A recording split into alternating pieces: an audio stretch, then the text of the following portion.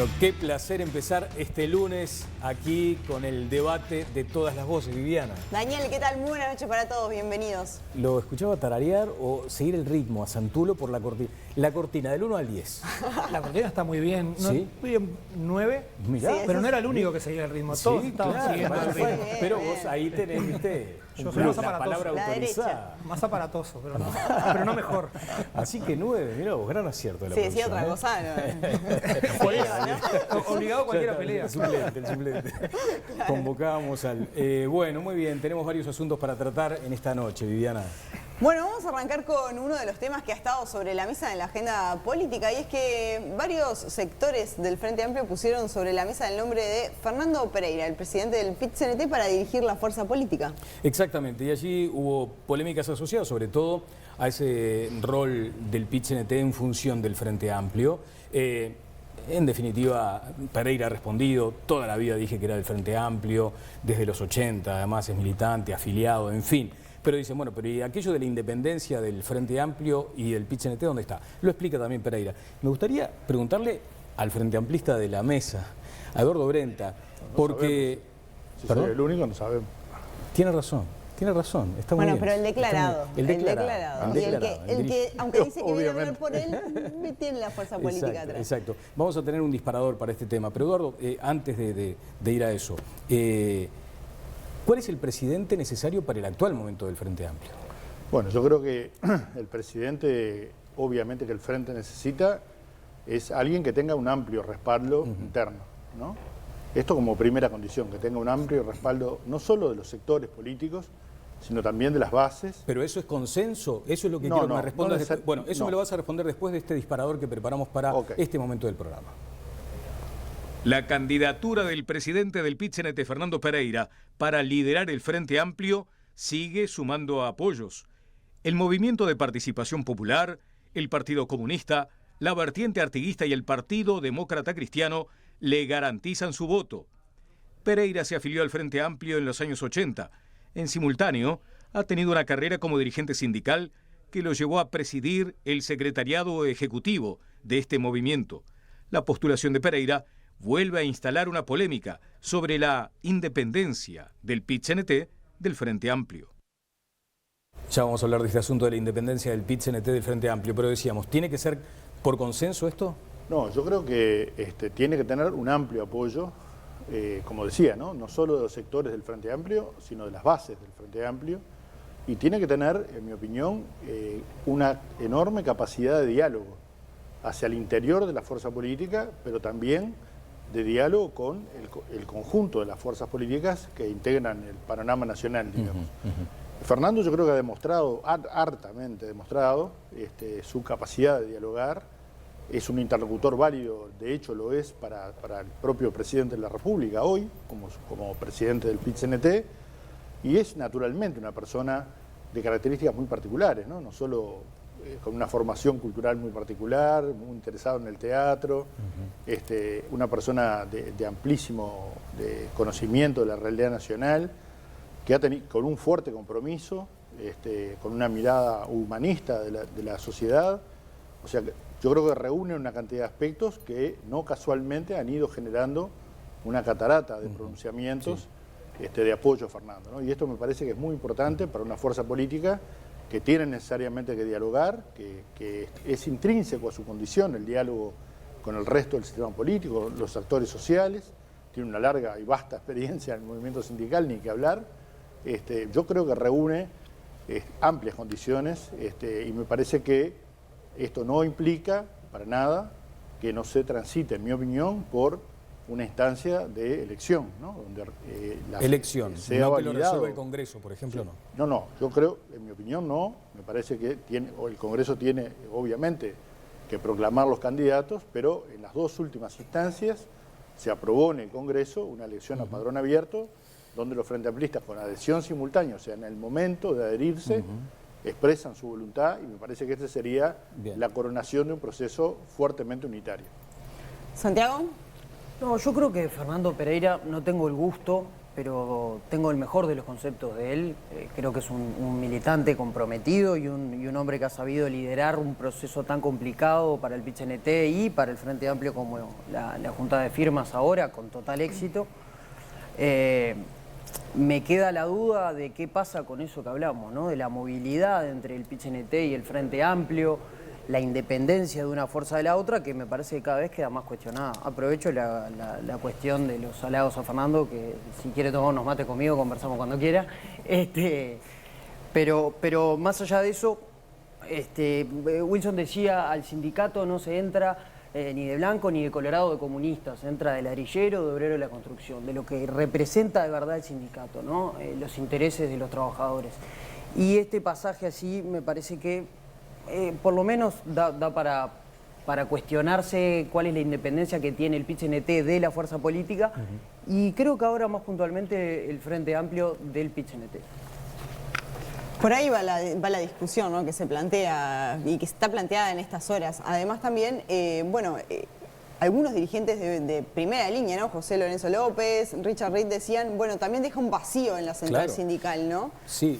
Y en un momento también de importancia para el PIT-CNT. Bueno, uno se pregunta si este movimiento de fichas no hace que la central de pronto adquiera otro perfil, más combativo tal vez, ¿no? Fernando Santulo. Sí, yo me gustaría detenerme en un par de cosas. Lo primero es que de alguna forma es un tema que no deja de ser un tema del PIT-CNT y del Frente Amplio. Es decir, no es una cosa que necesariamente tenga que interpelar a todo el colectivo, ¿no? O sea, no se trata de alguien que pasa de un ministerio a una empresa privada o algo así, que sería como lo que en España llaman las puertas giratorias. Es algo diferente porque atañe solamente a una comunidad política y a la comunidad sindical, por llamarlo de alguna manera. Lo que sí creo, y justamente tiene que ver con algo que señalaba Richard Reid, entre comillas, el perjudicado vendría a ser el PIT-CNT en el sentido de que podría llegar a perder un referente y alguien que ha sido especialmente bueno logrando conciliar las diferentes tensiones dentro de la central sindical. Que no sería un caso único ni excepcional, ¿no? Ya sucedió. No, pero sí sería, y tiene que ver con algo que decía Santiago y que lo decía también Richard Reid, es un momento muy especial también para el PIT-CNT, que tiene que empezar a trabajar todo el tema de cómo gestionar, cómo debatir esa LUC para la cual parece que efectivamente se llegaron las firmas. Entonces, genera una suerte de... creo que el problema no es tanto para el Frente Amplio, que estaría encontrando un buen candidato, como para el PIT-CNT. Sí, históricamente siempre es bueno tener una mirada un poco más larga. En la década del 60, la CNT es la que primero se unifica en el 65, y luego el Frente Amplio, las fuerzas de izquierda políticas, se unifican en el 71. Es decir, hay procesos paralelos que ocurren, en particular porque hay estrategias paralelas también, en particular propiamente la del Partido Comunista en aquel entonces, y hay como una historia paralela que notoriamente, no digo nada que no se sepa, hace que muchas veces el Frente Amplio se nutre en sus principales dirigentes por gente que ha tenido una trayectoria en el mundo sindical. En una anterior elección presidencial del Frente Amplio, recuerdo que Castillo, que fue dirigente importante del PIT-CNT y del Partido Comunista, se presentó como candidato a presidente, en la que ganó finalmente Mónica Xavier, que creo fue año 12 o 13. Bueno, otro candidato muy importante, que fue además panelista aquí, Andrade. Andrade tiene una historia muy importante dentro del sindicalismo y termina siendo candidato a presidente, muy bien votado dentro de la última elección del 19. ¿A qué voy? A que la cantera o una parte importante de la cantera de dirigentes políticos del Frente Amplio viene del sindicalismo. Hay veces que viene también de la universidad, pienses en Proveto, en su momento Gerardo Caetano, Constanza Moreira también sonaron como para candidatos a presidente del Frente Amplio. Hay allí dos canteras naturales del Frente Amplio que hace que naturalmente también se pueda considerar que hay vínculos estrechos entre sindicalismo y izquierda política, desde la historia de la unificación, pasando por la resistencia a la dictadura, etc. Y, obviamente, en dos últimos momentos importantes, en la campaña del 19, haciendo un paro en contra de la candidatura de Lacalle, en particular de Lacalle Pou, y en el último gran momento que estamos viviendo político, que son los 135 artículos que están puestos en tela de juicio de la LUC, el importante factor de negociación para llegar a esa lista de 135 fue el PIT-CNT, que de alguna forma impulsó desde allí, desde la participación sindical, al Frente Amplio a participar fuertemente en eso, a una parte al menos importante del Frente Amplio. Está bien, ahora es un hecho que ha ocurrido, ¿no? A lo largo de la historia, no es el primero ni seguramente tampoco sea el último. Ahora, ¿está bien A o mí es no me un gusta golpe tanto. a la independencia sindical? Bueno, ahí va. Luego de escribirlo, yo prefiero que los partidos políticos tengan su propia cantera en donde se fogueen los dirigentes con lógicas políticas. Creo que el sindicalismo tiene una lógica distinta, ni mejor ni peor, distinta, vinculada al mundo del trabajo, vinculado a un tema que hace a lo económico sustantivamente, a la economía y el trabajo, y el partido político tiene que tener una visión distinta a mi criterio, lo cual tampoco lleva a que yo vea con buenos ojos, si no los veo para nada, que por ejemplo gente que esté de la Cámara de Industria o que sea, pasen a ser dirigentes de los partidos tradicionales. Una cosa espantosa que me pareció, por ejemplo, fue el ministro de Ganadería anterior, vasco, Uriarte, que venía del mundo, no sindical, pero gremial, digamos, de entendía la Federación Rural. Claro, y su cargo Y representaba... además, él estaba como, de alguna forma se identificaba mucho con la Federación Rural, y eso creo que tampoco es bueno. De un lado y del otro, siempre hay que recordar que ha sido ministro de Trabajo, y en función de eso me gustaría recordar una figura que también en su momento fue muy polémica, la figura, digo, la imagen, la foto del ministro Murro calzándose un gorrito del PIT-CNT en un acto del 1 de mayo. Entonces, es para un lado y para el otro también. Bueno, yo primero quiero aclarar que el Frente Amplio ha tenido, por ejemplo, como ministro de Ganadería, a un expresidente de la Asociación de Cultivadores de Arroz, al ministro Aguerre, y tuvo como ministro de Industria al ministro Lepra, que fue gerente de una empresa multinacional petrolera en el Uruguay.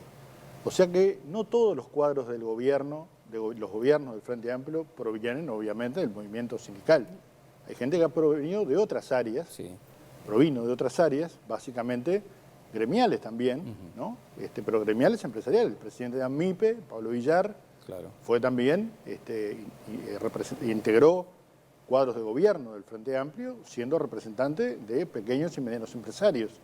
Quiere decir que el Frente Amplio es una fuerza policlasista, ¿no? ¿Y cómo te llevaste vos como ministro de Trabajo con el sindicalismo uruguayo? Bien, yo me llevé bien en un marco de diálogo y de tener claro que teníamos roles diferentes, ¿no? Pero a los gremios, en un gobierno de izquierda, se supone que lo ven con mayores posibilidades. Bueno, yo te diría de que si diálogo. contamos la cantidad de paros ¿Cuántas y veces los medidas... empresarios te habrán acusado, además, No. Eduardo, de aquello de los platos de la balanza? No, realmente los platos de la balanza fueron disminuyendo, ¿no? Como argumento durante a medida que pasaban los años. Y se vio, yo creo, una actitud de búsqueda de equilibrio. Equilibrio no quiere decir no considerar que hay una parte más débil en la negociación, que son los trabajadores, claramente, ¿no?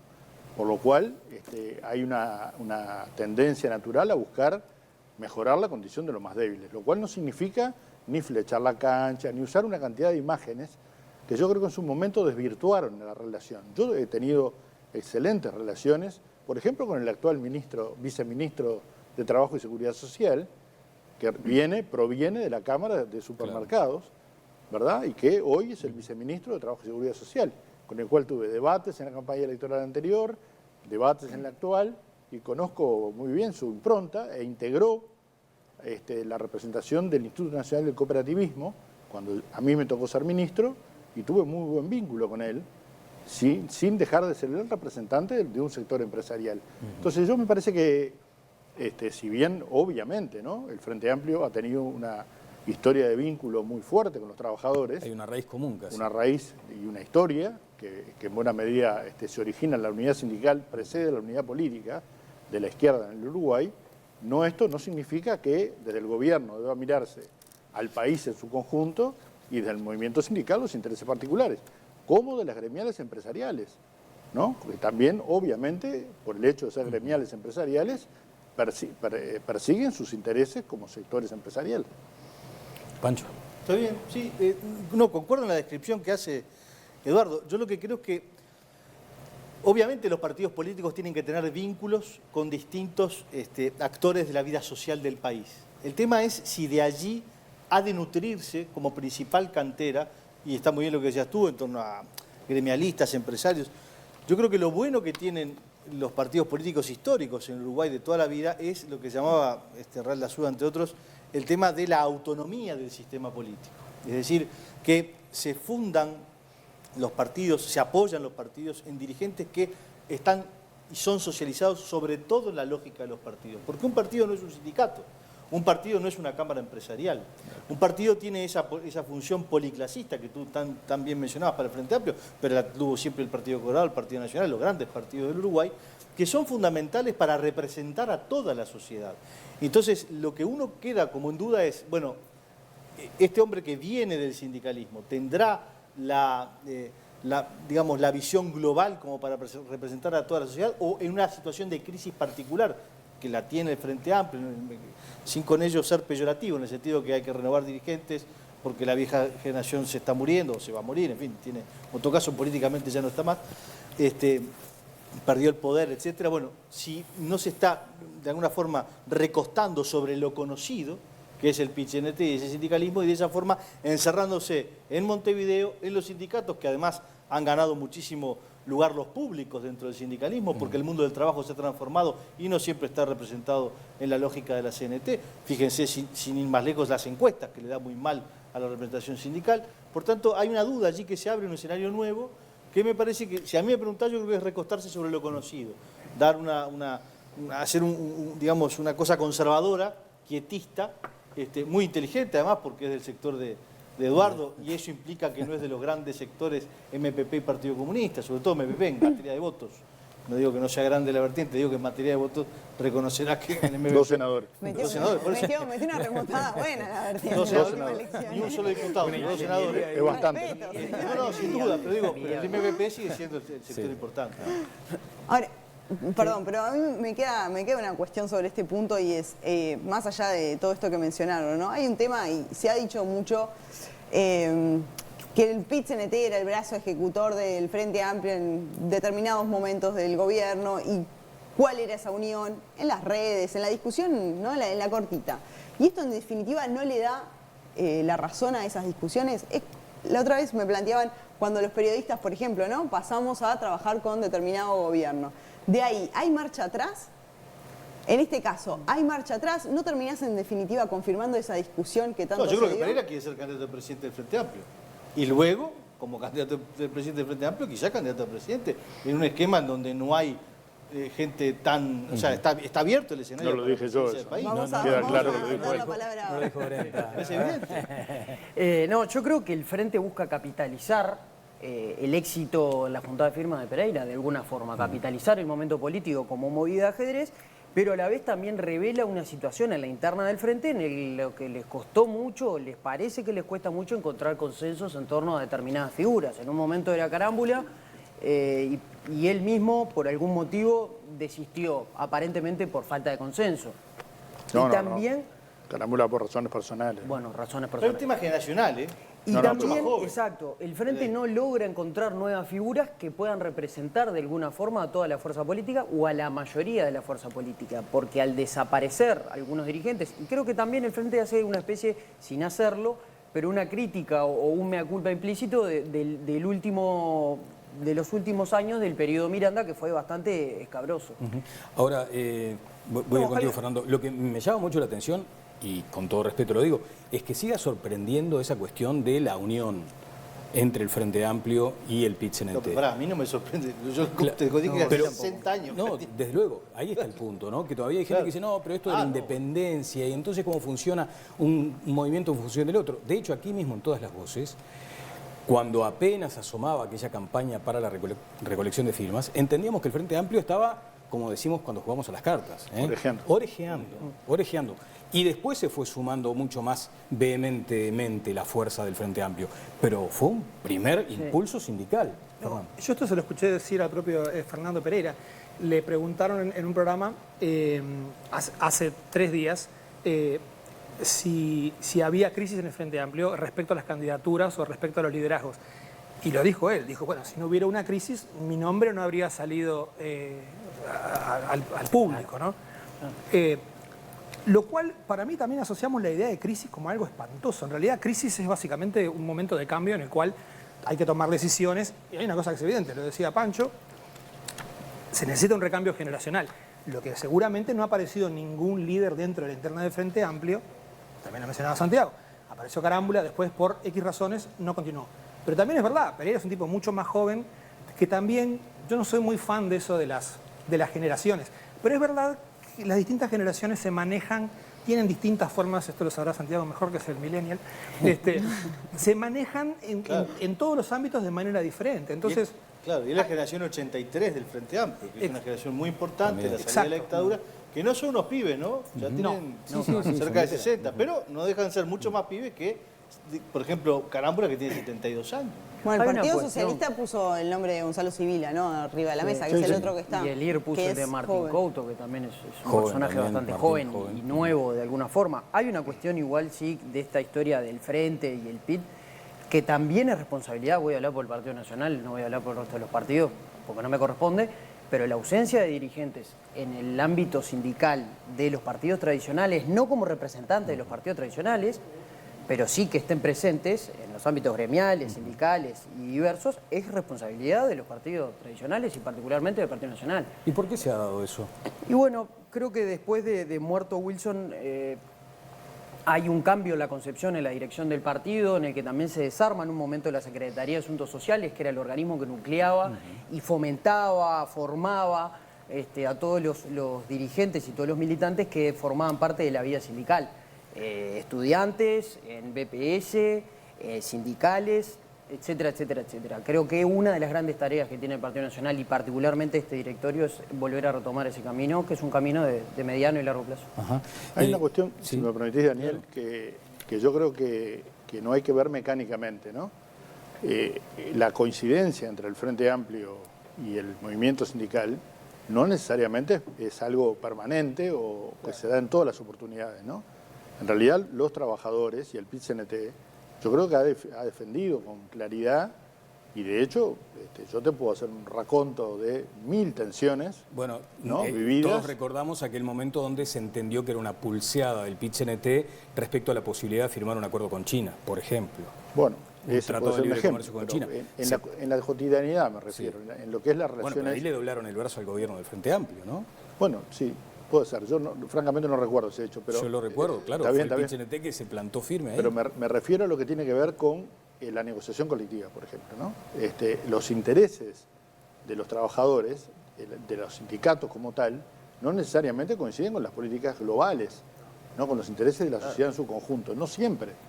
Ni Por lo tampoco cual, los del PIT-CNT, discúlpame, coinciden con todos los trabajadores, que esa es una dimensión muy importante. Bueno, eso también puede pero ser. es importante, porque no quiere decir que no represente a los trabajadores. No, estoy diciendo eso no está en discusión. Lo que estoy claro. diciendo es que, a ver, son 300.000 afiliados y 1.200.000 activos.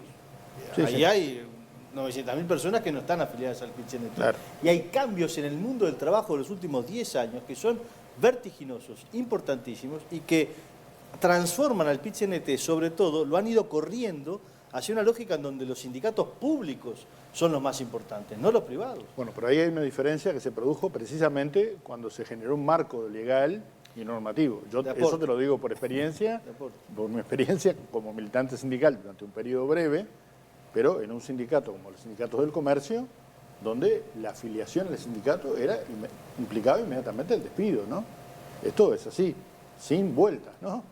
O sea, la contratación de la conformación de un comité de base en áreas del comercio muy significativas era inmediatamente el despido, y los sindicatos del comercio carecían totalmente O sea que de tú fuerza. también eras sindicalista. O sea, Sí, pero hace muchos años. Bueno, pero, Ya ni me pero acuerdo. yo no sabía, pero es un ejemplo más de la cantera sindical. Nunca que fui va- un dirigente sindical muy destacado. No, bueno, pero llegaste a Pero ministro. lo que sí quiero decir, sí, pero no por esa razón, lo que sí quiero decir es que el hecho de tener hoy fuero sindical, protección a la actividad sindical, que es una actividad consagrada por la Constitución, además de la República, significó que hoy esa relación, que era notoriamente favorable a los trabajadores públicos, hoy ha cambiado.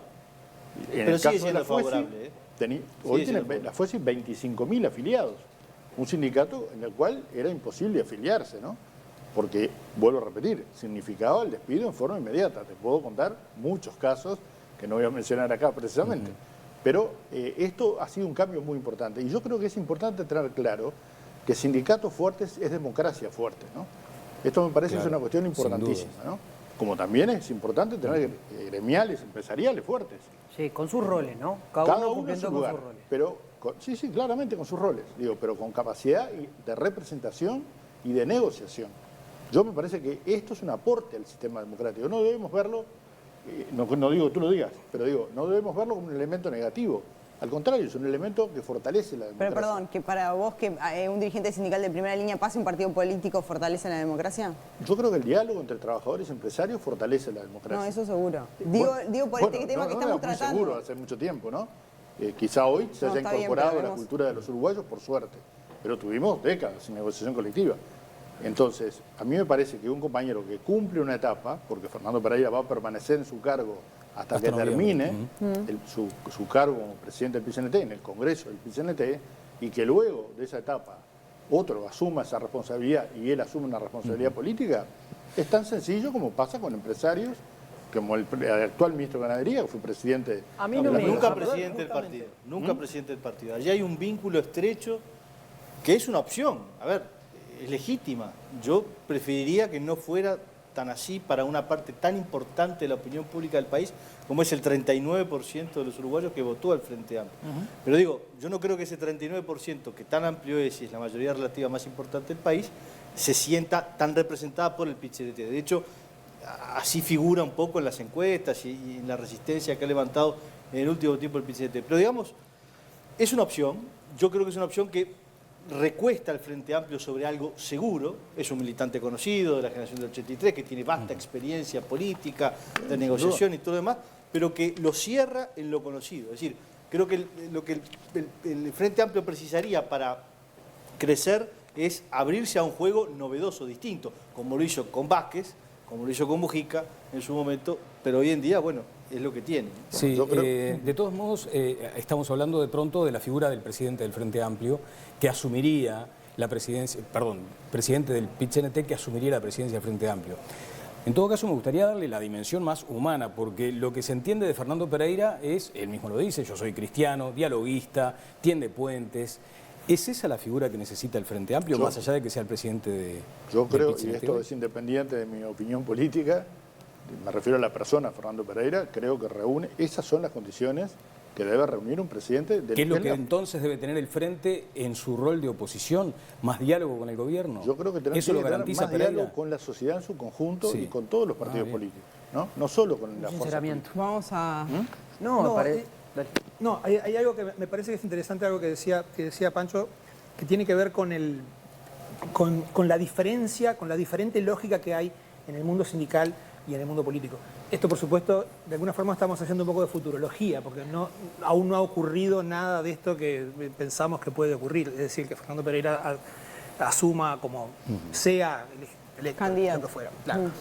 Pero sí es cierto que son dos lógicas distintas. Y sí es cierto que la lógica política se mueve en un plano que no es necesariamente en el que se mueve la reivindicación sindical, que tiene unos aspectos como mucho más concretos, relacionados con el mundo del trabajo, con el mundo de la economía.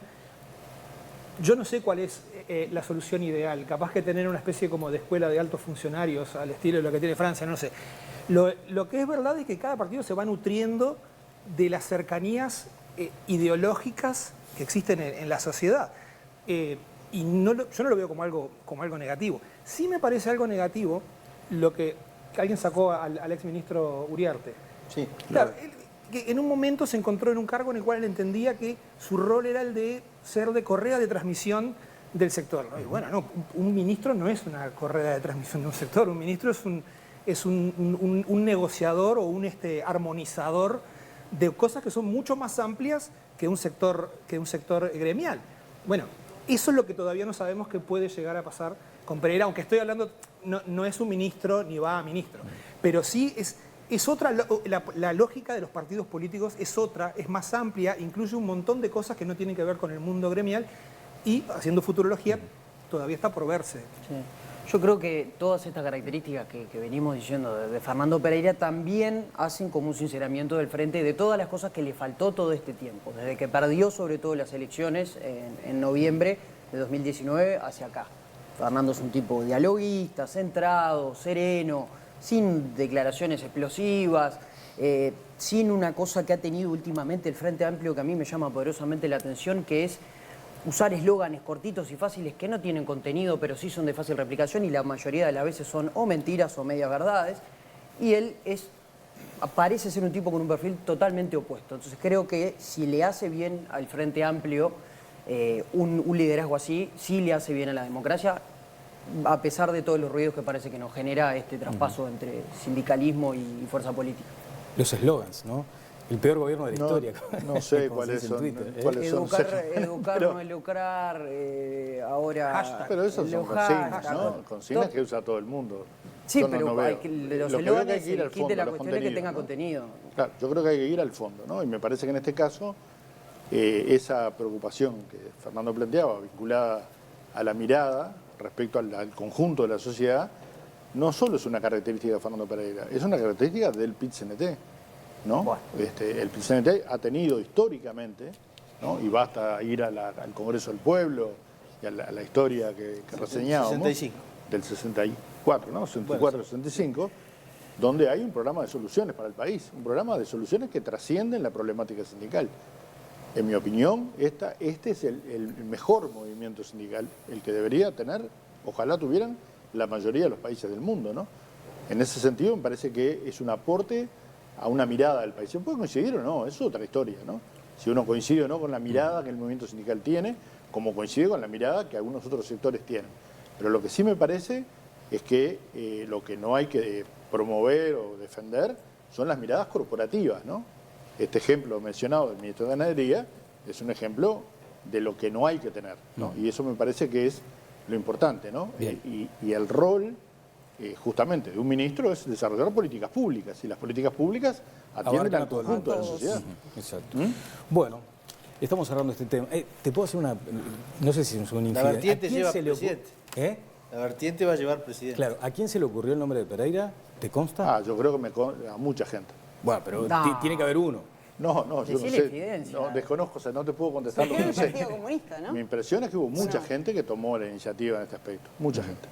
Y me parece que es lógico que haya sido mucha Un gente. grupo de WhatsApp. Mujica Pero dijo que interesante. tenía el nombre de una candidata y que no lo Exacto, ponía arriba de otra la vez. mesa porque no la quería quemar. Y mirá quién lo dice, ¿Vos ¿eh? sabés? Una entre 6. No, yo no sé. No. Hace ¿Se te tiempo ocurre que no veo a una Mujica. candidata? Pero sí que creo que el Frente ha tenido, y esto me parece que es un elemento destacable, en la capacidad de manejar nombres sin salir a la prensa públicamente, salvo los que asumieron que querían ser candidatos, en un ámbito de intercambio y de negociación que es parte de la cultura del Frente Bien. Amplio, ¿no? Bueno, vamos a cerrar este tema y... No te contesté. No me contestaste. Sí. Iba a que pasar decir un toda la nombre noche, pero nunca vas a decir No el puedo. nombre. Hay un No sé, nombre. no sé. Bueno, muy bien. Van a tener que poner una mujer igual ahí en esa nómina que tienen. ¿Puede ser? ¿Por qué no? Estaba no hay Mónica Xavier. nadie. Mónica ¿Por qué Xavier no? estaba ¿Cómo no? sugerida Hay como muchas para mujeres. renovar la No, pero en presidencia. la lista de... Bueno, hay un nombre que se ha manejado públicamente, ¿no? ¿Quién? Ivonne Pasada. Pero Ivonne Pasada. Ivonne, ¿quiere? Se ha manejado públicamente, bueno, no sé, Sí, se manejó. Sí. pero se ha manejado públicamente. Por suerte hay una cantidad importante de mujeres que podrían ocupar perfectamente la presidencia del Frente Amplio. Muy bien. De hecho, lo ocuparon, ¿no? Sí, el sí. caso de Mónica caso de Xavier es un Xavier. ejemplo. Sí, sí. Bueno, muy bien. Bueno, nos vamos a una tanda y al regreso tenemos otro tema que de hecho está planteado en nuestra encuesta en Twitter, ¿no? Exactamente, Viviana, y vamos a repasar lo que estamos consultando en este sondeo en Twitter. Dice, el Senado tiene estudio un proyecto de ley que prevé reparación económica, moral y social para las víctimas de la guerrilla. Y allí dice, por ejemplo, plantea adecuar los programas de educación para darle cabida al relato sobre hechos vinculados a movimientos armados ideológicos. ¿Están de acuerdo en este cambio, con este cambio? ¿Sí o no? Es la encuesta que comentaremos luego de la pausa aquí en Todas las Voces. Viví el puesto. Viví Uruguay. Gastronomía, estilo y tradición en uno de los lugares más lindos de Carrasco. El Puesto, la parrilla tradicional de Montevideo.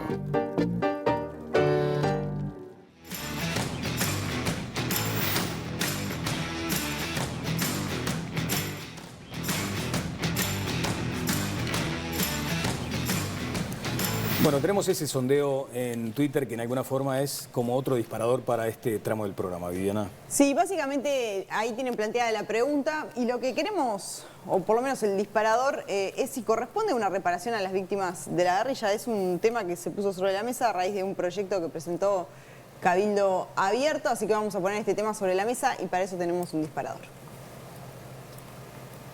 El Senado tiene a estudio un proyecto de ley presentado por Cabildo Abierto que propone que el Estado asuma como suya la responsabilidad de reparar moral, social y económicamente a las víctimas que directa o indirectamente fueron dañadas por actos de violencia cometidos por bandas o grupos de carácter ideológico. Específicamente el proyecto busca atender la situación de unas 80 víctimas directas y 150 indirectas de la acción guerrillera entre los años 1962 y 1976. Las indemnizaciones serán por daños físicos, psicofísicos o menoscabo de derechos sufridos. En el capítulo Reparación Moral se propone la construcción de uno o varios memoriales dirigidos a las víctimas que enaltezcan y visibilicen su consideración, sean estas civiles, militares o policiales. En el Frente Amplio, el proyecto genera debate. Se teme que queden equiparadas las víctimas de la guerrilla con las del terrorismo de Estado. El proyecto, en su artículo 4, también propone que los entes de la enseñanza deberán adecuar sus programas, libros de texto y todo recurso educativo abierto referidos a la temática en cuestión, a los efectos de darle cabida al relato de las víctimas o de sus herederos acerca de sus vivencias.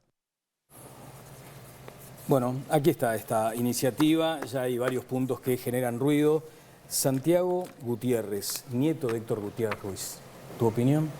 A ver, por un lado está el proyecto de ley y después el titular genérico de reparar a las víctimas de la guerrilla. El proyecto de ley creo que tiene algunos componentes más. Primero que hay que evaluar el contexto. Yo creo que esto podría ser mucho más factible, viable y válido, las tres cosas, en un contexto en el que estemos hablando de reconciliación. A mí, si bien yo estoy parcialmente de acuerdo en que se repare a las víctimas de este tipo de violencia, me parece, por cómo está redactado el proyecto, por la exposición de motivos y particularmente por el artículo 4, bis, que es el que habla de modificar los planes de estudio, los contenidos históricos, que hablan polémico, de un relato, me da perfil de revancha. Si esto fuera en un contexto de hablar de reconciliación, yo creo que es válido. Recordemos un par de cosas antes. Uruguay tiene dos leyes aprobadas, una en el 2006 y otra en el 2009, que repara, una, la del 2009, a las víctimas del terrorismo de Estado. Es una reparación, una indemnización que tiene varios puntos. Una es la reparación económica, esa es la indemnización, y después tiene una reparación como que se diga moral, el hecho de tratar de buscar la verdad y también ayuda médica o psicológica. Todas estas cosas este proyecto no las tiene, solo la reparación económica. Y la otra ley, la del 2006, es la de las pensiones a personas que perdieron o se apartaron de su trabajo por su actividad política o sindical. Esa es la del 2006. Que tienen diferencias entre ellas, pero está bien aclararlas y las diferencias con esta puntualmente. Sí me parece importante aclarar dos cosas. Una, no es lo mismo cualquier tipo de violencia. ¿Por qué? Porque la violencia aplicada con el poder del Estado, es decir, el terrorismo del Estado, no es lo mismo que de un grupo social o civil que, a pesar de aplicar violencia también. ¿Por qué? Porque el Estado es la institución que tiene como cometido velar por nuestros derechos, no violarnos. Si nosotros teníamos funcionarios, militares y no militares, que estaban trabajando bajo la sombra de la bandera y el escudo de la patria, lesionando o coartando derechos. Estos grupos tenían otro norte, digamos, pero aplicaban violencia igual. Las dos son criticables, las dos son condenables, pero no es lo mismo. Terrorismo de Estado que grupos armados, aunque las dos sean condenables y ambas víctimas sean factibles de reparar. ¿Y por qué decías que estás parcialmente de acuerdo con la reparación a las víctimas? No, estoy de acuerdo, no estoy de acuerdo como está planteada en el proyecto. O sea, ¿estás de acuerdo con la reparación, no con este proyecto en particular? Bueno, y acabas de dar algo así como un título para este segmento, porque es ¿reconciliación o revancha, Fernando? Sí, yo iba a decir algo muy parecido a lo que dijo Santiago. Y de hecho, viendo el día que es hoy, que es el Día Internacional de los desaparecidos forzados, me generaba como una cosa medio incómoda de decir, bueno, no estaremos tirando la idea de que se puede establecer una especie como de línea común entre una cosa y la otra. Exacto. Yo estoy de acuerdo con Santiago, de hecho, miraba mis apuntes, todo lo que decía va en ese sentido. No es lo mismo el terrorismo de Estado que el terrorismo de unos particulares. En el caso de los particulares se les aplica el Estado de Derecho para, digamos, terminar con los actos delictivos que estas personas están cometiendo. En el caso del terrorismo de Estado, lo que se hace es dinamitar el Estado de Derecho. Exacto. Entonces, mi temor al hablar de este tema justamente hoy era esa idea de que podíamos establecer una línea común que va de acá hasta acá. Yo creo que son dos tipos de... A ver, desde la perspectiva de la persona asesinada es irrelevante. Desde la perspectiva de la víctima es lo mismo. Las razones, claro. Pero inclusive el proyecto de Cabildo Abierto se mete justamente un poquito con eso del relato, que a mí me genera un resquemor terrible, porque relato no suena a los hechos, sino suena a construyamos un relato que sea alternativo al que ya se construyó, porque es verdad, desde la salida de la dictadura, especialmente el MLN ha construido un relato de esos hechos. Pero justamente, como tal, no quiere decir que sean los hechos, es una construcción. A mí del proyecto de Cabildo me genera, entre otras cosas, también me parece que eso, concentrarse solamente o centrarse en la parte económica, pero sobre todo lo que me salta más es esa cosa de construyamos un relato alternativo, que en definitiva, como todo relato, termina prescindiendo de los hechos. Y ambos Vos dos has hablado del tema de los relatos también, ¿no? Sí, creo que además ambos dos, al hablar de relatos y hablar de unas víctimas y otras, y tratar de ponerlo todo en una misma línea, se abona a la teoría de los dos demonios, que es un verdadero disparate. Claro. Y que ha sido totalmente en connivencia entre los militares y los tupamaros. Es un juego a dos bandas que le viene bien a ambos. A mí me da mucha pena la iniciativa que no cuajó del todo como lo quería Tabaré Vázquez, cuando en su primer presidencia, recordarás tú, ustedes, quiso instaurar el 19 de junio como el día del nunca más terrorismo. Y cuando dijo nunca más terrorismo era abarcarlo todo. Ese fue el espíritu inicial, en donde estaba el terrorismo de Estado, pero también estaba el terrorismo de las bandas guerrilleras y delincuentes de la década del 60 y 70. No en vano la foto destacada era Tabaré Vázquez con Pedro Bordaberry. Bueno, ahí va, exactamente. Aquella convocatoria en la Plaza Independencia, fuimos muchos, porque nos pareció que notoriamente había un esfuerzo allí de reconciliación justamente, no de revancha, del primer presidente de izquierda en la historia del país, del Frente Amplio, que había sufrido el Frente Amplio, por supuesto, como otros partidos, la represión infame de la dictadura, pero que también tenía un ojo puesto en, de alguna forma, restañar heridas que se habían abierto antes de la dictadura por parte de movimientos guerrilleros. Entonces, eso infelizmente no cuajó tal como lo quería Tabaré Vázquez y se fue transformando en nunca más terrorismo de Estado, y esto que estamos hoy en día viendo como iniciativa es de alguna forma una especie de agregado, en fin, de intento de tratar de volver a darle una especie de memoria más amplia a lo que ocurrió, y que tiene, obviamente, la legitimidad histórica de un conjunto de gente que en los últimos 20 o 30 años incluso, han visto silenciadas sus historias, de la forma más cruel y terrible, humanamente. Pero que por el otro lado también nos lleva a no terminar nunca de cerrar ese capítulo, porque estamos hablando de hace 50, 60 años atrás. Yo siempre pongo el ejemplo del siglo XX, es como si en la década del 20, cuando salíamos campeones en Ámsterdam y Colombia, en el 24 y el 28, estuviéramos debatiendo en la primera línea de ese Uruguay de 1920 sobre el tema de Paysandú en 1865. Pasó mucho tiempo entre medio. Y por supuesto no lo logramos reparar, en parte porque, ahí empezamos con un debate histórico gigantesco, no se salió bien de la dictadura, el pacto de Prunaval, lo que quieras, la ley de caducidad, lo que quieras. Pero me parece que hay una legitimación y hay un intento de alguna forma de restañar que es positivo, pero me apena mucho que no terminemos de cerrar el asunto. ¿Eduardo? Bueno, yo primero quiero destacar, ya lo dijeron, ¿no? Pero que hoy es el Día del Detenido Desaparecido y me parece que lo clave en esto, y comparto lo que se ha dicho, es no igualar situaciones diferentes, ¿no? La situación de aquellos que fueron víctimas, yo voy a decir en este caso que fuimos víctimas, ¿no? Del terrorismo de Estado, no es comparable con las situaciones que han sido las personas que han sido víctimas de la violencia política generada en un contexto determinado, una coyuntura política. ¿Por qué? Bueno, por lo que se ha dicho, ¿no? Porque el terrorismo de Estado dinamitó el Estado de Derecho y porque llevó adelante prácticas tan aberrantes como la desaparición forzada, ¿no? Entonces, Bueno, los tupamaros también, ¿eh? no, Vamos a empezar a decir las no. cosas como A mí me son. parece que yo Roque Oreche bueno, desapareció en a ver. 1971 por los tupamaros. Y no Yo se sabe quiero qué decir pasó que con él. no se puede Pascasio comparar. Báez, Pascasio Báez No, pero fue no. muerto y asesinado en diciembre del 71 y recién 6 meses más tarde el Estado supo dónde estaba, pero la voluntad de los tupamaros no fue decir dónde estaba.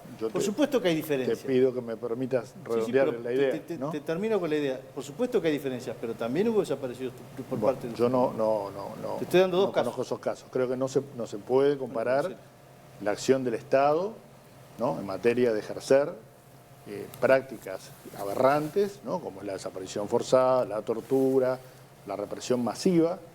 Y ojo, la represión masiva a militantes sindicales, militantes estudiantiles. O sea, esto no comparto lo de la teoría de los dos demonios. Acá no hubo. El terrorismo de Estado se aplicó a la sociedad uruguaya de diversas formas, ¿no? Inclusive categorizando a los ciudadanos en función de categorías A, B y C. Por lo cual, me parece que lo primero es separar esta situación, ¿no? El Estado tiene una deuda en ese sentido y es aclarar dónde están los ciudadanos uruguayos que desaparecieron, ¿no? Y esto me parece que es parte fundamental de cualquier proceso de reconciliación. Y en este sentido, yo creo que en los últimos años se ha hecho un avance importante, insuficiente quizá, pero importante, en la medida de lo posible, como ha sido excavar en los cuarteles, como ha sido llevar adelante una fiscalía especializada en materia de derechos humanos, que ha permitido adjudicar responsabilidades y encarcelar a aquellos que han sido principales responsables de la violación a los derechos humanos. Esto me parece que es muy importante. Hay una cosa que decía Pancho que me parece interesante y que yo creo que todos estos procesos que son increíblemente traumáticos para las sociedades, como fue, no solo la dictadura fue especialmente traumático porque fue justamente violencia de Estado, en la que todo el mundo estaba bajo sospecha, pero también toda la violencia previa de los 60. Si serán complicados, que en el caso, por ejemplo, de España, sigue estando en cuestión la propia ley de memoria, la propia ley de memoria histórica. O sea, lo que creo que es, y que creo que justamente esa es la parte más dolorosa, no son temas que sean sencillos de solucionar y no siempre es una cuestión de simple voluntad política. Son eventos que son increíblemente traumáticos. De hecho, por ejemplo, tanto la salida de la dictadura española, del franquismo, como la de Uruguay, pueden ser ejemplos relativamente ejemplares en el sentido de que no se salió a través de un baño de sangre, sino a través de una solución pactada. Que cuando tenés perspectiva sueles decir, pero qué pacto de porquería ese que se hizo en ese momento. Bueno, en ese momento era el pacto que la mayoría entendió que se podía hacer. Con todas las diferencias que se quieran señalar, pacto de club naval, ley de caducidad, la ley de amnistía en España, etc. Lo que trato de decir con esto es que no son temas que se puedan solucionar de manera sencilla.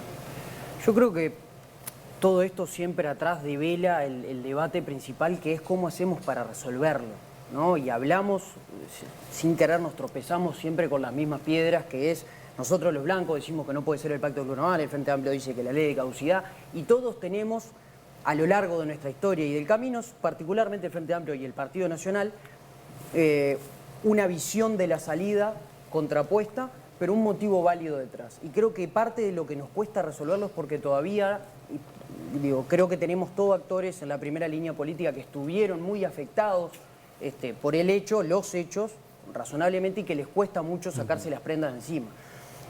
Pero creo que el día en que logremos sentarnos todos los partidos políticos y quizás la dirigencia sindical y otras organizaciones importantes, representativas del país en la mesa, y asumir que todos tenemos una cuota de responsabilidad en esto, porque los blancos podemos decir, nosotros sí impulsamos la ley de caducidad, pero porque entendimos que era lo que teníamos que hacer porque se venía un golpe de Estado atrás, a la amenaza de golpe de Estado, y que dejamos escrito el artículo 4 porque teníamos la certeza que Wilson iba a ser presidente. Y el Frente Amplio puede decir, nosotros nos sentamos a conversar en el Pacto del Club Naval porque teníamos presos políticos que estaban pasando muy mal. Sí. Pero cuando logremos sentarnos y liberarnos de nuestra propia vergüenza, de nuestras culpas, y entender que Uruguay necesita un poco más de grandeza, no política, humana, ahí quizás vamos a poder avanzar, sobre todo en verdad, porque la justicia parece que nos está quedando cada vez más lejos. Si me permitís, Daniel, me parece que hay cosas que no se recuerdan, ¿no? En el año 2003, la Junta Departamental de Montevideo, a iniciativa del Frente Amplio y con el acuerdo de la unanimidad de los partidos políticos, colocó una placa en la calle Avenida Italia y Abacú, donde fueron a pocos metros donde fueron abatidos los 4 soldados. Esto fue votado por integrantes del MLN, ¿no? Que representaban al MVP en la Junta Departamental de Montevideo, y fue un acto de reparación que aparentemente se recuerda poco. ¿Sabes por qué se recuerda poco? Porque al otro día la vandalizaron. Bueno, eso puede ser. La destruyeron. Lo que pasa que también, acá se habla de la teoría de los dos pero demonios, eso no quita el hecho político, ¿no? No, un hecho pero desde político luego, muy ¿sabes qué Mucho más pasa? que eso lo de Vázquez. Bueno. Yo inicié diciendo, lo de Vázquez es mucho más. sin Lo de Vázquez desmerecer es lo de la tremendo Junta. también. La Junta de Vázquez es el presidente de la República. Sí, pero primero de izquierda, el dice, otro fue no de te acuerdo, reí. obviamente. Pero Ahora, uno también se pregunta como ciudadano si es pertinente en todo caso este debate, sobre todo por ese punto 4, ¿no? Que se mencionaba sobre la narrativa, o sobre la eventualidad de que cambie la narrativa. Se hablaba de la teoría de los dos demonios. Uno a veces también como ciudadano aspira, modestamente, ustedes son gente muy culta, así que pueden corregirme si no es exacta la parábola aquella de los ciegos. Había una pintura donde van 6 ciegos, 6 ciegos tomados como de la mano, en fin, y el guía también es ciego, obviamente. Creo que hay una cita bíblica, entonces parece que Jesucristo dice, todos los que sean guiados por los ciegos van a terminar cayendo al pozo. Entonces uno se pregunta como ciudadano, si no estamos guiados por aquellos enseguecidos por el odio. Porque ese es el punto. Persiste el odio todavía en vastos sectores de la población. Entonces, en la medida en que en estas soluciones seamos conducidos por personas cegadas por el odio, no sé si vamos a tener un buen resultado. Y esto se lo agrego a esta sensación que tenemos hoy. ¿Es este el debate de esta circunstancia, de este momento, cuando todo el tiempo, un día sí y otro también, estamos hablando de la grieta, por ejemplo? Sí, esto es lo que es un tema más de las capas que le hemos ido poniendo al asunto, ¿no? Y dejamos lo sustantivo o lo central atrás. Entonces fue el Pacto del Club Naval, fue la ley de caducidad, fue hace poco el tema del desafuero de Manini Ríos, ahora es este proyecto de ley. Y discutimos sobre aristas, ¿no? Discutimos sobre, quizás, considerando la magnitud del asunto, sobre detalles. Y nunca vamos al fondo del asunto. ¿Y esto puede provocar un poco más de agrietamiento? Ojalá que sí, ojalá que no, perdón. Yo creo que no, porque los proyectos de ley tienen un tratado formal, ¿no? Tienen un camino lógico. ¿Pero creo te imaginas lo que va a ser ese debate, por ejemplo? Yo creo que esto lo que debería hacer es entrar en la comisión que corresponde, que debe ser la de Derechos Humanos, y tener un debate de Constitución y Legislación. Constitución y Legislación, que enriquezca al proyecto de ley. Yo no creo que por un proyecto de ley, estoy totalmente en contra que un proyecto de ley que indique lo que tienen que decir los libros de historia. Y soy blanco y estoy bastante en contra de lo que dicen casi todos los libros de historia de este país que se dan en Me la quedé educación. pensando en el tema de fondo que planteabas, lo de sentarnos a la mesa y sincerarnos y intentar solucionar o llegar a un camino lo más profundo posible de este tema. ¿Crees que realmente eso es posible? ¿Qué hay que hacer para que eso llegue? Yo creo que... En base a que sos un dirigente joven y también a tu propia historia, ¿no? O sea, tenés como los dos matices para poner arriba de la mesa. Yo creo que es posible, si no, capaz no estaría ni siquiera opinando de esto. Seguramente requiera por lo menos una parte de recambio generacional. Bueno, justo con Mujica, ¿no? Sí, iba a decir. Pero dicho de otra manera, es como le dijo Mujica, pero visto desde el otro lado, digamos. Yo hace un rato decía, no creo mucho en las diferencias generacionales, pero en algunos temas tiene que ver también con el grado de implicación que uno tiene. Cuando hay demasiada biografía involucrada, es difícil encontrar la distancia.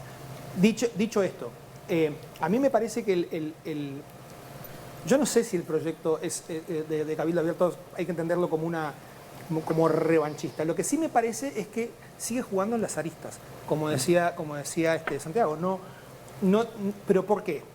Quizás porque justamente seguimos viendo pedazos del asunto, pero no el asunto completo. Y capaz que el asunto completo lo termina de ver alguien que haya tenido suficiente distancia biográfica como para no sentirse implicado personalmente. Yo también estoy implicado personalmente, me tuve que exiliar y toda esa cosa.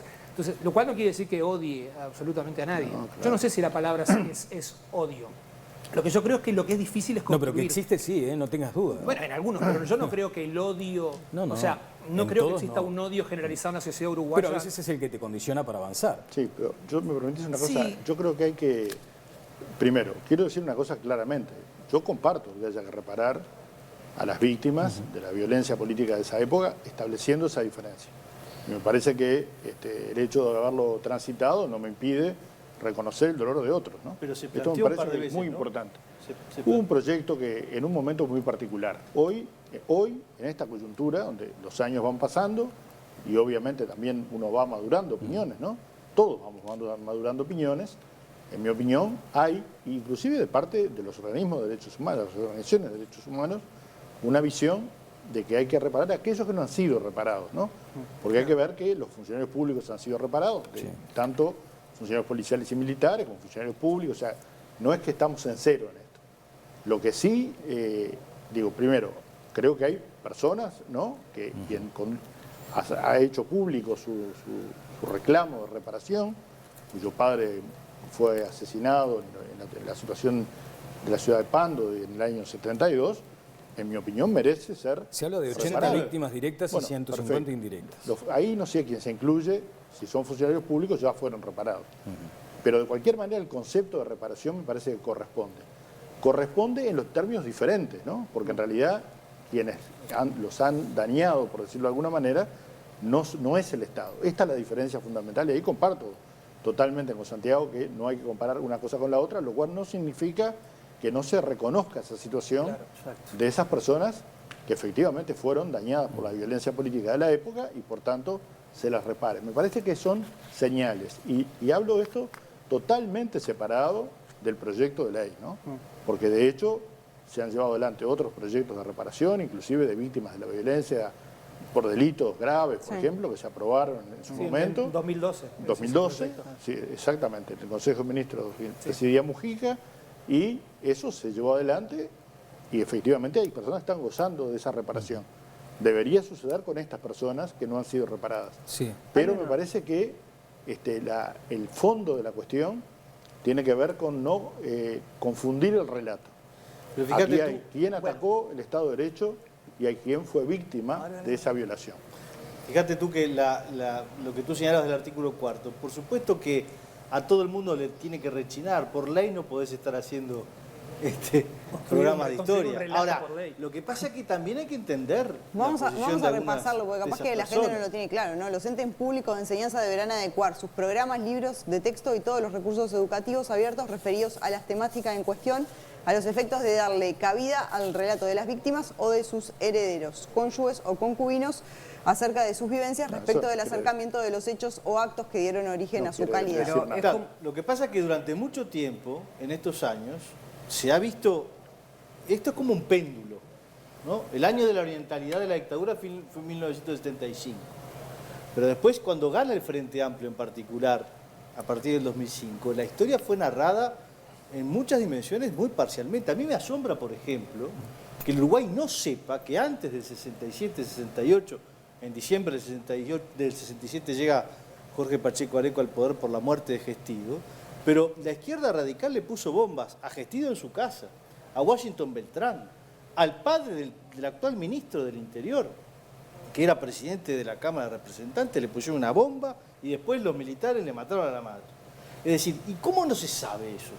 ¿Cómo puede ser que Uruguay no sepa que en el 64, 65 la guerrilla estaba haciendo esas cosas? ¿Cómo se puede llegar a pensar que esto aparece en el 68? Ahora, entonces me decís, no, bueno, pero Pancho, por supuesto que hay diferencias entre el terrorismo de Estado y el terrorismo guerrillero. Pero cuando hay gente que pide que por favor, o que por ley, que yo creo que es un error, pero que está señalando que está faltando un relato, efectivamente está faltando un relato, porque no puede ser que no se sepan No, estas pero no está cosas. faltando no está faltando un relato, lo que está faltando son los hechos como vos los acabás Bueno, de traer. Sí, bueno, concuerdo. pero lo que pasa es que Tenés razón, la tenés palabra razón. relato Tenés razón. se asocia más a una serie Punto. de cuentamusas Tenés razón, tenés construyendo un relato a partir de los hechos que a los hechos en sí. Tenés razón. Me Bueno, anoto un pero acá, poroto. acá Hay una- faltó hay- un Claro, relato, la palabra acá relato faltó tiene un todo relato otra. de un desaparecido en democracia, ¿no?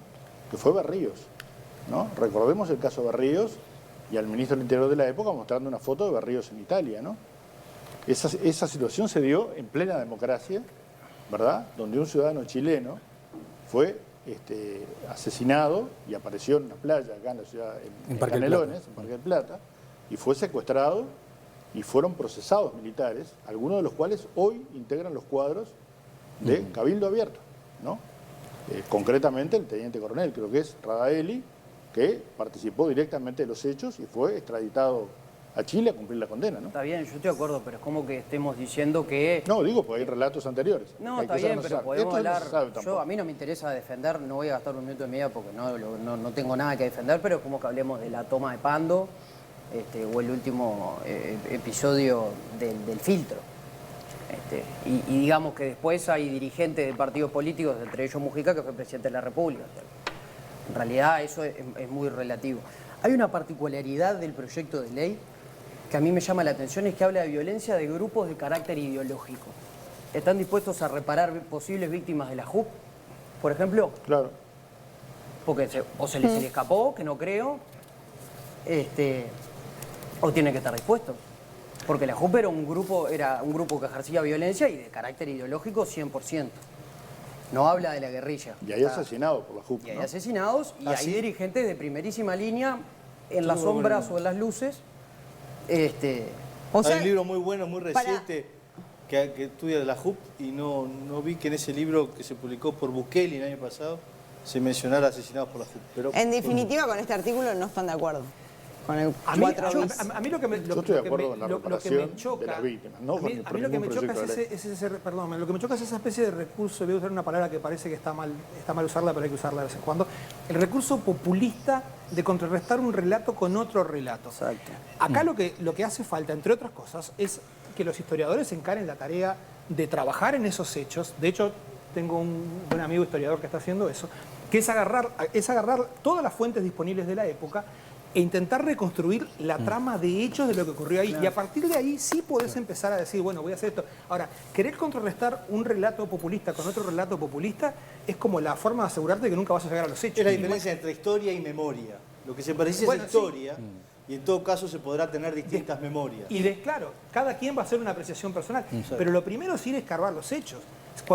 Que no estoy diciendo que no haya acuerdo con ellos. Lo que estoy diciendo es que no hay una sistematización de esos hechos que nos permita... Bueno, hay documentos que entregó Tabaré Vázquez en aquella oportunidad, ¿no? Claro, lo que dice Fernando es en el Varios imaginario tomos. colectivo. Yo lo que creo que uno puede decir, bueno, hay que ir a los libros de texto. Hay que ir a los libros de texto después de que el asunto pase por los historiadores. Bueno, pero me refiero a libros de historiadores como Álvaro Rico, por ejemplo, ¿no? si nosotros los blancos mandamos un proyecto de ley mañana para que quede claro en todas las escuelas que la legislación laboral y la seguridad social es hija de Herrera y Roxlo y no el mito Ballista. Ajá. Se prende fue el país, pero es así. Bueno, ese es, en realidad, salvando las distancias con esto de que se prende fuego el país, es lo que le preguntaba a ustedes, ¿no? Si no hay riesgo de que todavía ese concepto de la polarización y del choque se instale aún más con este asunto. Y además se integra una comisión, hay que Bueno, decirlo. hay que ¿no? trabajar para que eso no suceda. Hay que trabajar para...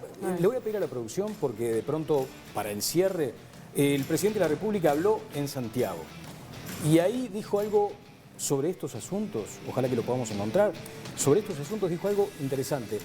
El ciudadano común no le perdonaría al sistema político que alentara la grieta. Si lo encontramos, vamos a escuchar al presidente y las opiniones de ustedes. A ver, hay diferencias sociales.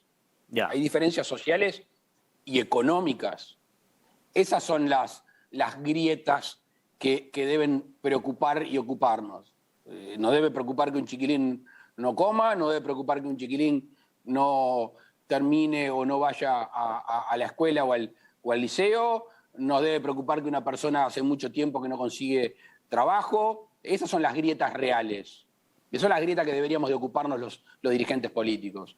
La otra grieta, que son dos bandos políticos enfrentados, que es mucho más del status quo político que de la gente, o mejor dicho, lo genera el status quo político y después permea a la gente, es la que en Uruguay no se cultiva.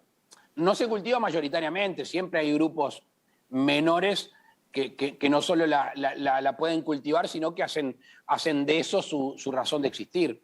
Pero mayoritariamente en los partidos políticos de la coalición de gobierno y en los partidos políticos de oposición, la grieta en la pelea, en enemistar socialmente a la sociedad, no es una práctica constante aquí.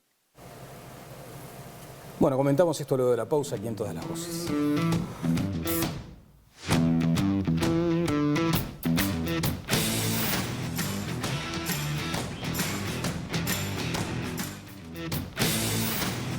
Bueno, tramo final de Todas las Voces con algunos pendientes. Vamos a cerrar la encuesta primero que nada, vamos a ponerla ahí en pantalla. Casi 2.000 votos, sí 77%, no 23%. Así que es un triunfo rotundo del sí. Pancho, vos que estabas interesado en la encuesta. Bueno, me parece bien. Nos vamos ahora a comentar lo que veíamos, ¿no? Del presidente Luis Lacalle Pou en esta entrevista. ¿Qué opinión le merece? Arrancamos con Santulo. Yo estoy bastante de acuerdo con la idea de que Uruguay es un país en el cual no hay un exceso de promotores de la grieta. Que además estamos ya, la idea de la grieta es una importación de lo peor de la vecina orilla, ¿no? El propio concepto de la grieta. Yo creo que en Uruguay lo que muestra la historia es que efectivamente quien termina gobernando no es quien promueve la grieta. Diría que es más bien al revés. Si sos un promotor de la grieta, terminás, asumiendo que existe la grieta, terminás casi siempre siendo una postura más o menos marginal dentro de tu propio partido. Bien, ¿Santiago? Yo creo que se habla más de la grieta de lo que la grieta existe, en realidad, y también hay mucho juego mediático que de alguna parte erosiona el abajo, digamos, porque Eduardo lo sabe perfecto. ¿Mediático en qué sentido? De las cámaras para adelante, de las cámaras hacia la gente. Los legisladores particularmente tienen un trato mucho más bueno del que suelen tener en los medios, en los pasillos del Palacio, por ejemplo. Bien. Lo de las redes también, ¿no? Me parece que son los que están abordando. Sí, hay mucha manija. Comparto esta mirada, creo que el Uruguay hay que trabajar para que no haya grieta. Y quiero recordar una cosa asociada al tema anterior también, pero que tiene que ver con las grietas, ¿no? Que fue el discurso del general Sereñi en el balcón, después de 10 años preso, ¿no? Cuando su liberación. En Boulevard. En Boulevard. Marzo del 88. Aquel discurso 84, perdón.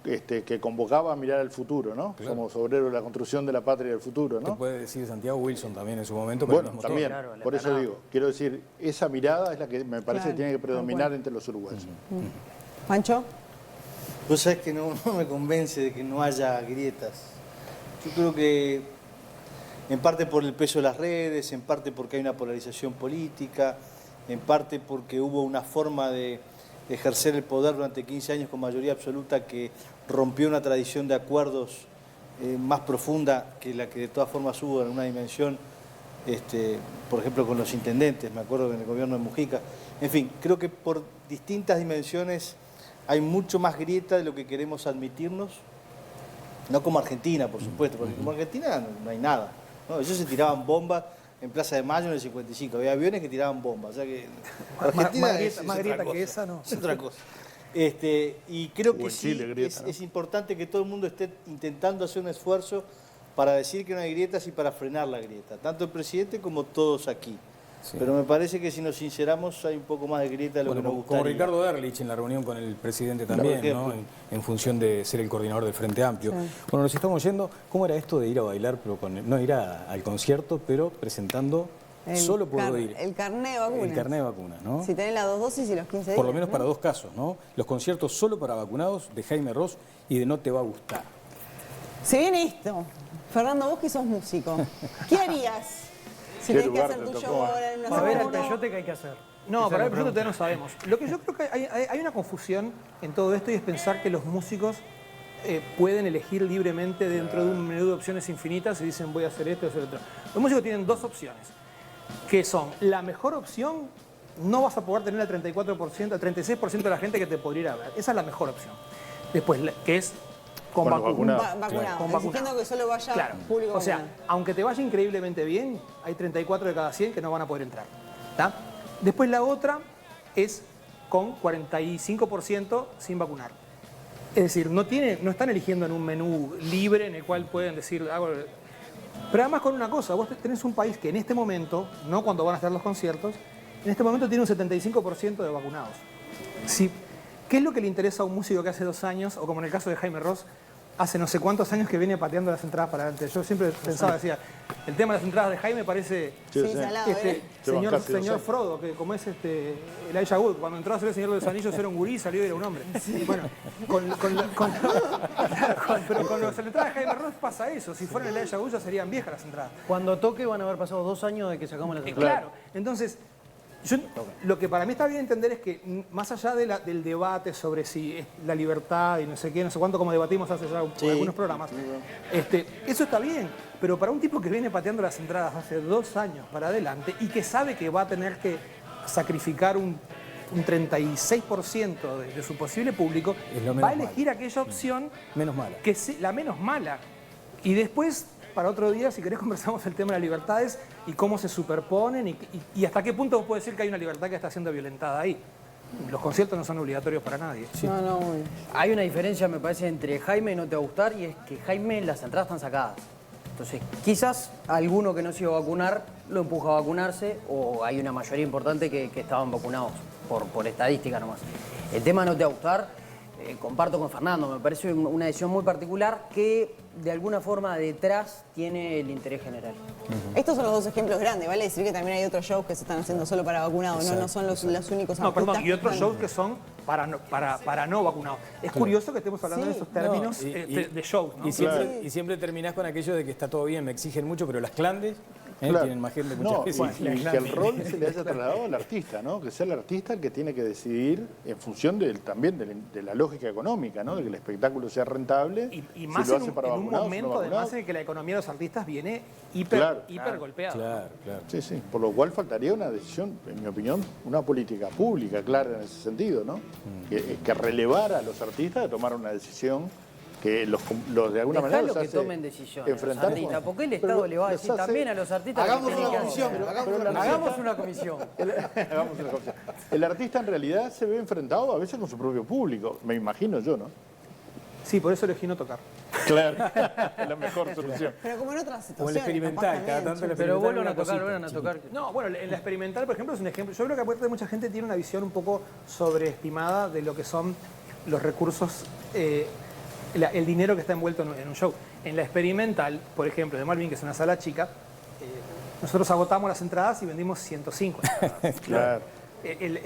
No es el caso ni de Jaime ni No Te Va a Gustar. Lo que sí es cierto es que vos haces un show del tamaño de los que están planificando ellos, los costos fijos son los mismos si vendés 100 entradas o si vendés 5.000 entradas. Claro. Entonces, eso no se mueve. Claro. Vos lo que ganás es si lográs vender... Bueno, las posibilidades que tienen de hacerse ricos en estos shows son tendiendo a cero. Sí, porque están en esa lógica acústico íntimo, digamos, ¿no? Claro. Bueno, le tenemos que agradecer a Santiago. Muchas gracias. Vuelve Laura, ¿no? Gracias a ustedes. Espero darle cuidado bien el sillón. Si me precisan, me llaman. Muchas gracias. Bueno, señores, hasta aquí esta edición de Todas las Voces. Será hasta el lunes. Chau. Que pasen bien.